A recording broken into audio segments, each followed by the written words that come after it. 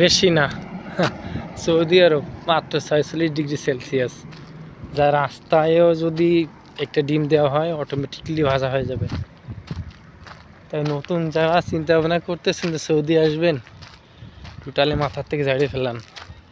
এই সময় সৌদি আসা আর নিজের পা নিজের কুড়াল মারা আলো সমান কথা। সবার প্রতি অনুরোধ রইবে যে এই সিজনটায় কেউই সৌদি আরব আসবে না। সৌদি আরব বর্তমানে কাজের অবস্থা খুবই খারাপ, খুবই খারাপ। তাই সবার প্রতি অকুল আবেদন যে কেউ এই সময় সৌদি আসবেন না।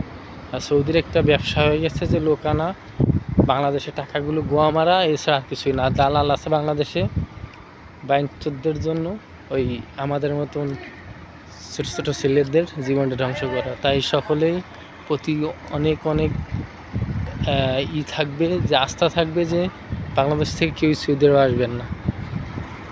সৌদি আরব আসার কোনো দরকার নাই। আল্লাহ হাফেজ, আসসালামু আলাইকুম।